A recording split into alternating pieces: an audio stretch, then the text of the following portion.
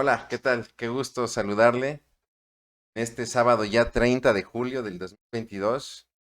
Bienvenido sea usted a estos devocionales, Palabra de Esperanza, donde tenemos la dicha, el placer de poder meditar en el regalo más maravilloso que Dios nos ha dado, que es su palabra.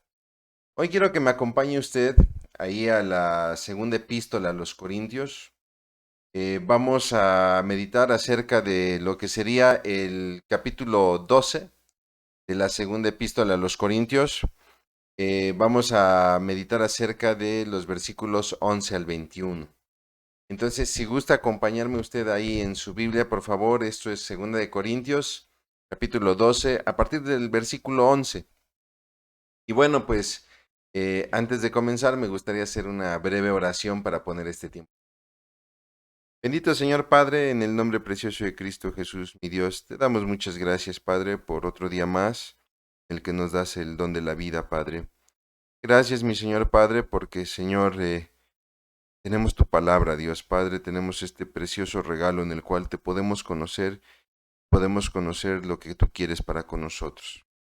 Padre, te pido, Señor, que sea, Señor, tu Santo Espíritu hablando en nuestros corazones, Padre Dios, Señor, y que, Padre, podamos meditar tu palabra, Señor, por el resto de nuestro día, Padre, simplemente para glorificar tu nombre. Cristo Jesús. Amén. Muy bien, mis hermanos, pues vamos a ver este pasaje que es justamente el que les mencionaba. Es la segunda epístola a los Corintios, a partir de, bueno, estamos en el capítulo 12, a partir del versículo 11. Me voy a permitir leerlo. Dice así: me he hecho un necio al gloriarme. Es Pablo el que está hablando.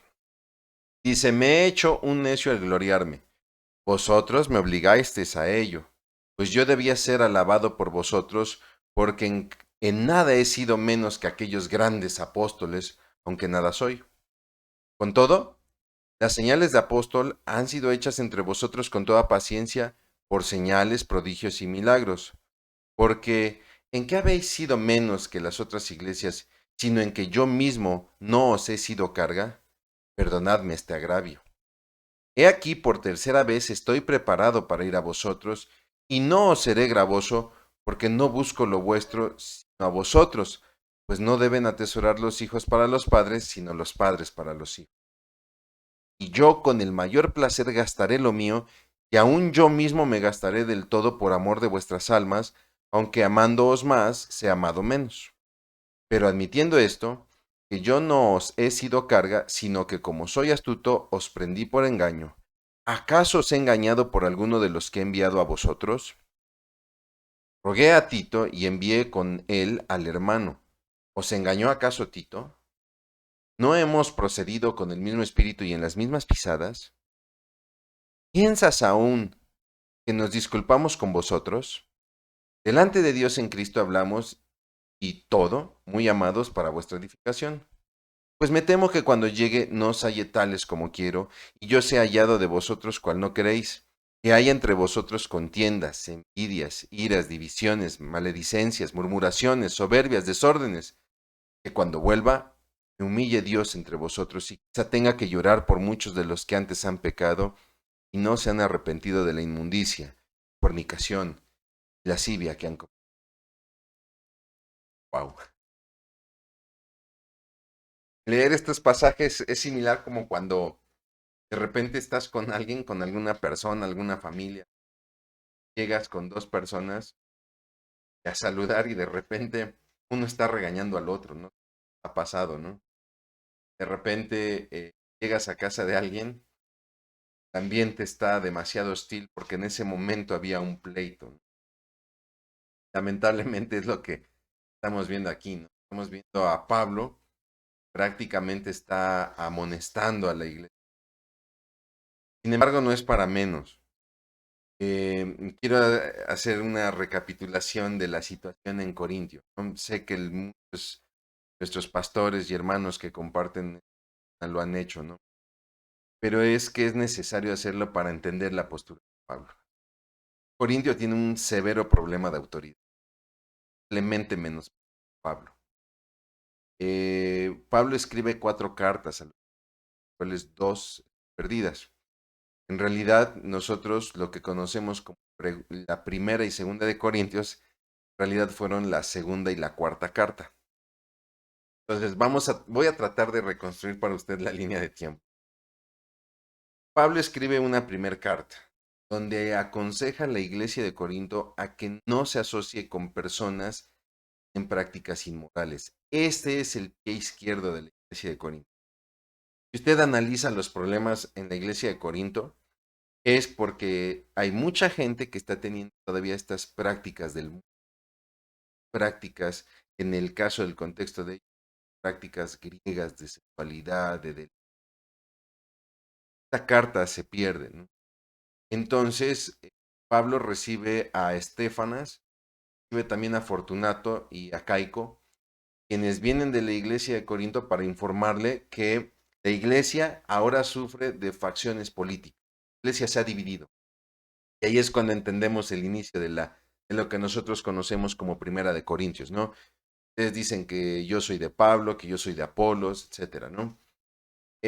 También le informan acerca de la tolerancia a prácticas inmorales, es decir, lo que les había escrito en la primera carta, como decimos los papás a los hijos, ¿no? Parece que te dije lo contrario, parece que te dije hazlo más, ¿no? También algunas preguntas que la iglesia tenía para con Pablo, ¿no? Es así que entonces surge lo que nosotros conocemos, la primera carta a los Corintios, ¿no? La segunda carta que escribe a Pablo, escribe a la iglesia, ¿no? Y bueno, pues va a ser una carta que lamentablemente tampoco va a ser bien. Timoteo regresa a Éfeso, Pablo escribe esta carta desde Éfeso, la envía con Timoteo, Timoteo regresa para reportar a Pablo los problemas de la iglesia que ahora se agravan por la llegada de falsos maestros. Entonces Pablo tiene que visitar Corinto. Y no es agradable la visita porque Pablo mismo la describe como un... Entonces, cuando Pablo visita a Corinto, él regresa a Éfeso y nuevamente escribe una carta, una tercera carta. En esta ocasión va a ser mandada a través. Entendemos que el contenido de esta carta es muy severo. Pablo es severo ya con los... lamentablemente, bueno, también esta carta está perdido.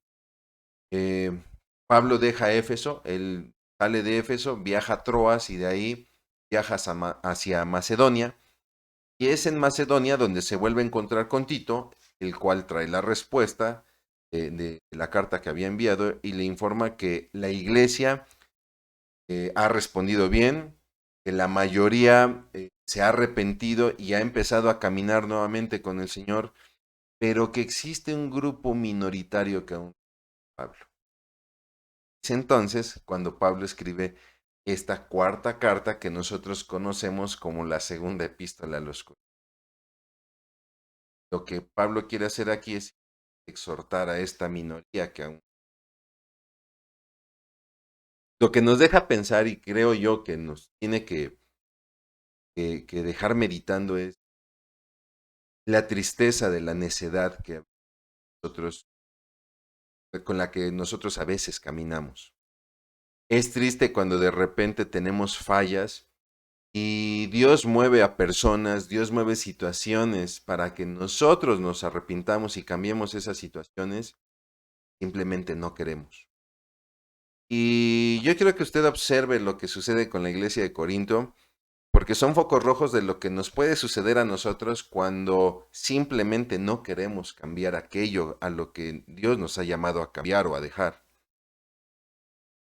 En la primera parte de este pasaje, donde Pablo dice que me he hecho necio al gloriarme, vosotros me obligasteis a ello, es porque anteriormente Pablo había tenido que defender su apostolado, porque mucha gente no creía en el apostolado de Pablo, decían, ¿cómo este que persiguió a la iglesia va a ser autoridad? Y entonces Pablo tiene que describir su apostolado. Unos capítulos antes en esta epístola lo vuelve a hacer, de hecho, Pablo dice, como poco sabio hablo, porque tengo que sacar mi currículum, tengo que sacar mis credenciales. Y entonces les dice, ellos son hebreos, yo también. Ellos han sufrido, yo más. Y Pablo entiende que está hablando, es por qué no decirlo, con un cierto toque de soberbia, pero aclaro, no es por una situación en la cual Pablo quiera presumir su caminar en Cristo, no, porque es necesario establecer el trabajo que él, perdón, ha hecho por el Señor, por amor a la iglesia. Muchas veces, mis hermanos, de repente es difícil esto porque la sociedad se mide por credenciales, la sociedad se mide por títulos y la gente te trata conforme a la imagen que proyectas o el título que sustentas.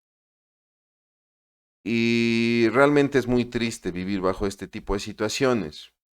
En Cristo estamos llamados a morir a nosotros mismos, cargar con nuestra propia cruz y seguirle. Sin embargo, mis hermanos, a veces es necesario sacar credenciales. A veces es necesario remarcar logros o posiciones, no para presumir a la gente, no para tratar de hacernos de un nombre, sino muchas veces porque es necesario defender el nombre de Cristo. Le digo mucho esto a mi familia, ¿no? No sean presuntuosos, no sean presumidos, no sean arrogantes, pero cuando sea necesario sacar las credenciales, tendremos que sacarlas. Sucedió alguna vez, le comparto muy rápido. Tuve una situación, yo lideraba un grupo de personas en una iglesia y de repente un hermano empezó a lanzar mensajes políticos ahí en un grupo de WhatsApp que teníamos. Estábamos en época de elecciones presidenciales y entonces el hermano empezó con una serie de mensajes acerca del presidente que estaba, ¿no? De lo mal que había gobernado y que el nuevo presidente, o bueno, el candidato de la izquierda en ese entonces, pues traería prácticamente las soluciones al país, ¿no? Yo lo único que le pedí al hermano era que no publicar ese tipo de cosas en un grupo donde pues era un grupo de trabajo de la iglesia, ¿no? Y la persona me contestó que él tenía la libertad de expresar su opinión política, lo cual recuerdo que le dije, no te estoy prohibiendo que expreses tu opinión, pero este no es el lugar, ¿no? Y entonces la persona empezó a decir que por callarnos teníamos el gobierno que teníamos y cosas por el estilo.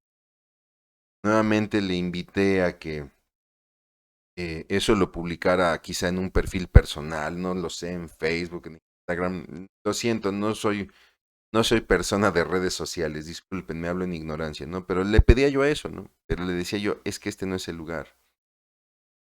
Y entonces, pues lamentablemente se fue contra mi persona, ¿no?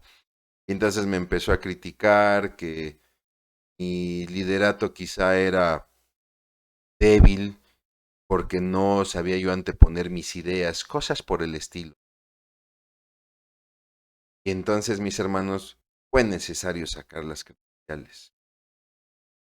Y me vi en la imperiosa necesidad de declarar mi trayectoria, que aclaro es muy pobre, mi trayectoria ministerial, y decirle, mira, yo me he preparado en esto, he tenido estas experiencias en las iglesias, y te lo digo porque en estas experiencias que he tenido, la iglesia ha sufrido con este tipo de posturas.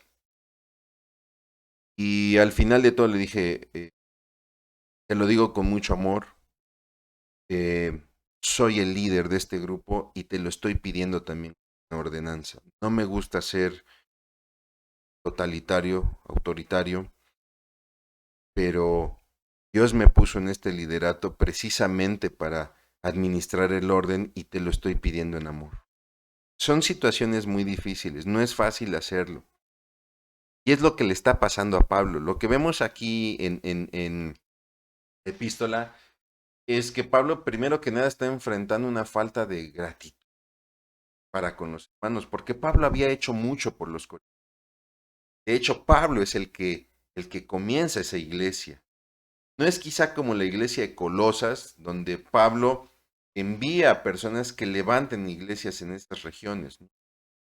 No, Pablo pisó Corintio y él empezó la iglesia en Corintio. Y para que Pablo comenzara esa iglesia, él tuvo que sufrir presiones, él tuvo que sufrir ataques.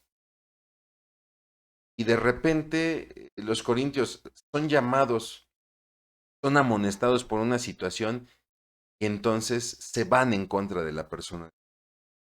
Vemos un problema, falta de sujeción. Nótelo, cuando yo tengo necedad, mi pecado, comienzo a tener falta de gratitud, comienzo a tener también problemas de autoridad, problemas de humildad. Siempre lo he dicho, ¿no? La humildad no está en capacidad de reconocer defectos. Ay, es que soy muy humilde porque soy feo, ¿no? O cosa por el estilo. No, la humildad se demuestra en tu capacidad de obediencia. Dentro de la obediencia está la sugestión. Había un severo problema de humildad en los corintios porque no aceptaban someterse a Pablo. No solamente eso, sino que empezaron con falsas acusaciones, con falsos. Acusaban a Pablo de que él los extorsionaba con el dinero. Y de hecho hay un libro, este, está interesante, se lo recomiendo, se llama El Anticristo, de Friedrich Nietzsche, filósofo alemán que filosofía él mató a Dios, ¿no? Y bueno, es triste cuando un hombre simplemente no se puede poner a cuentas delante de Dios, no puede arrepentirse de su camino y prefiere matar a Dios, según él, ¿no? Y él escribe un libro llamado El Anticristo, donde acusa a Pablo precisamente de ser una persona abusiva que simplemente vivía de las ganancias de las iglesias. Y él toma como referencia precisamente esta carta.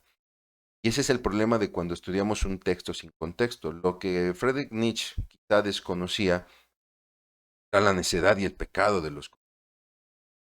Y algo que Pablo aclara aquí es que él nunca fue gravoso, nunca les pidió ni siquiera un solo centavo. Caso contrario, por ejemplo, a los filipenses. Los filipenses, muchos de ellos sostuvieron la obra de Pablo, apoyaban económicamente a Pablo en cantidades fuertes y vemos en Pablo una gratitud para con los filipenses. Pero lo que hace Pablo en esta epístola es que prácticamente les está diciendo, yo no he sido gravoso con ustedes. De hecho, hay un cierto aire de sarcasmo, ¿no? Porque todavía les pide disculpas, perdónenme este agravio, cuando en realidad nunca hubo ese agravio, ¿no? Pero eso pasa, mis hermanos, cuando nosotros neciamos con el pecado, comenzamos a atacar a la gente, sobre todo a la gente que empieza a reconvenir de nuestro pecado, que nos empieza a amonestar por nuestro pecado. Se me ocurre lo más lógico, siempre le toca esa chamba a los pastores, ¿no?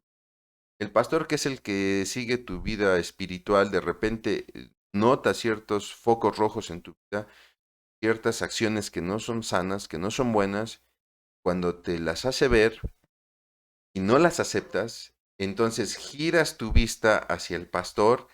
Entonces, no solamente atacas a la palabra, no solamente atacas a la iglesia, que es anticuada, etcétera, sino que te vas sobre la persona, ¿no?